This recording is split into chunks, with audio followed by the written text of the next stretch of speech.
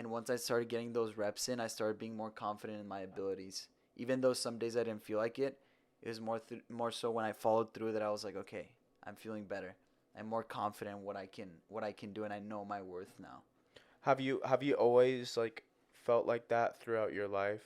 I mean, they call it imposter syndrome, and I think everybody has it. Oh, But for sure. for Yeah. example, nowadays, what are the kinds of situations that you find yourself in where you think like, am I an imposter?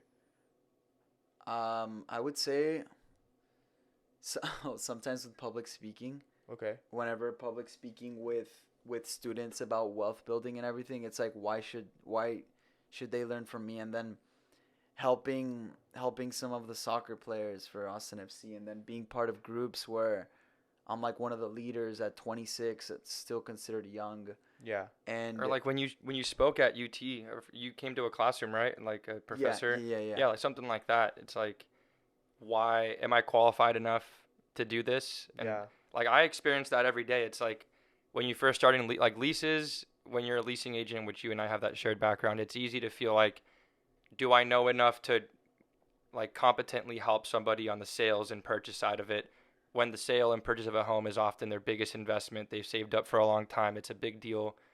I've had the moment where I'm like, am I ready enough to help them with this? And I think you made a good point. It's not about your age. It's about like, one, you need to do your due diligence and like know how to do things, but it's having the confidence that like, I'm going to do this and I can do this. And I think that shifts at every level. Like if you're selling normal first time home buyers and you want to get into like a big commercial deal or a multi mega $1 million mansion, you might feel like, am I also worthy of this? And I think that bar is always going to be there. And it's just like having the mindset of like, there is no bar.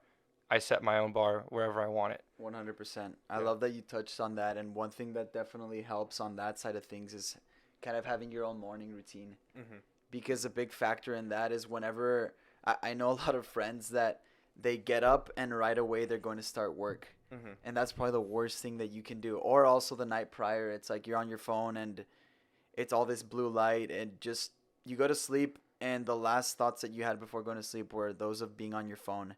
So it's always about setting your phone aside, setting time for yourself, setting your goal the day prior, your top goal for the next day.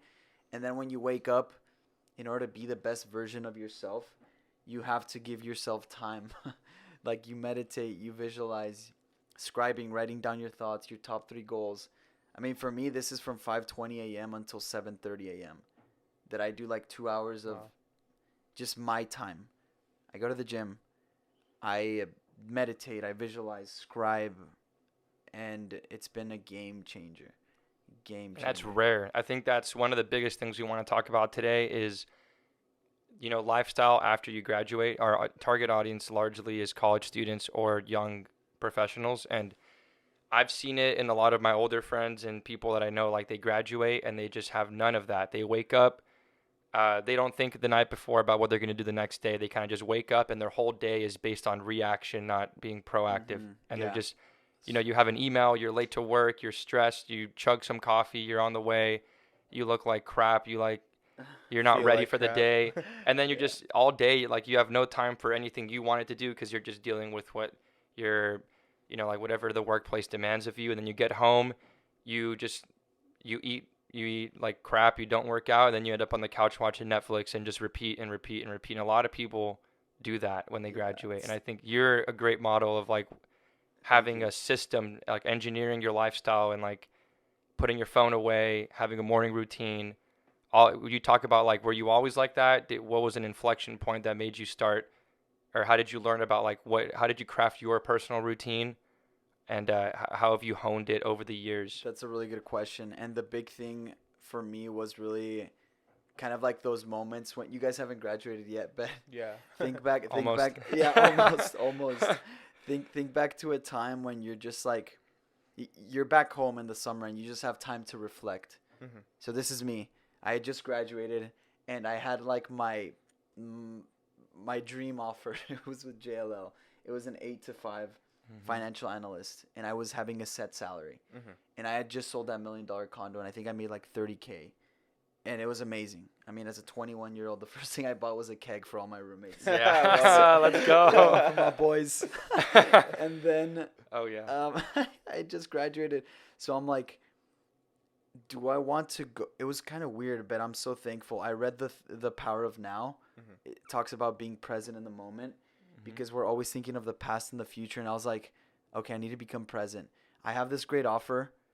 I know what I'm getting here, but then I also have this opportunity that there's not really a cap in real estate. I mean, you're killing it. You're going to earn much more than the person that's just sitting there not doing anything.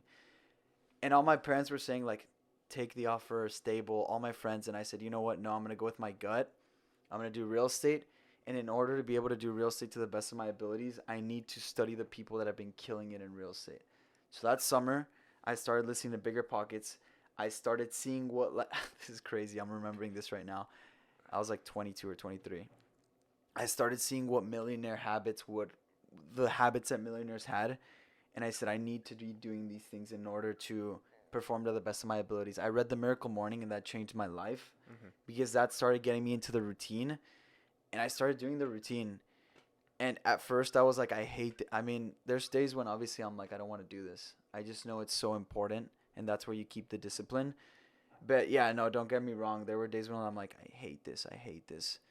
But I followed through and it's been incredible. And you were asking about if I've always had that. It's more so when I set a goal, I know I'm going to accomplish it. But the morning stuff and all in college, I did not do that. Like, Yeah. yeah, Yeah. it's so different. So run me through like your day. You said you wake up in the morning and you have these 2 hours to yourself.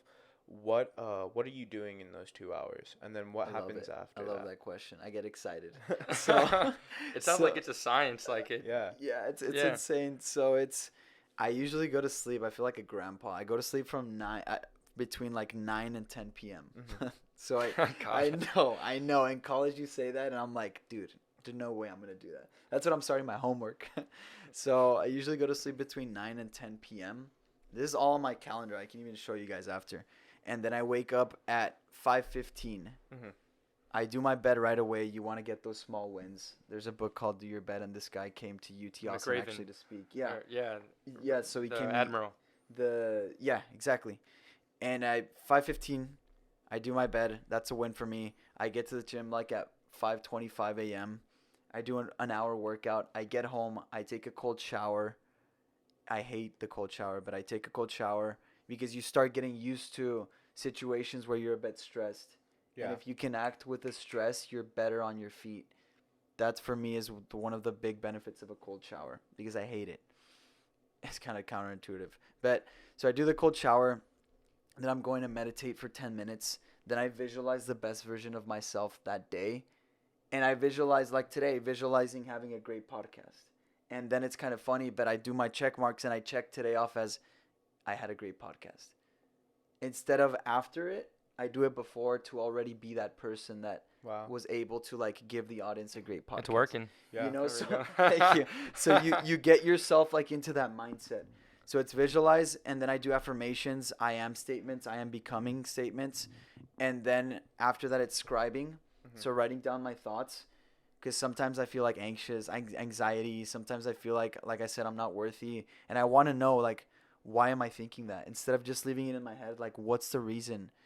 And then after that, I read. I love reading. Love reading. I used to not read in college though, so it's been a big change.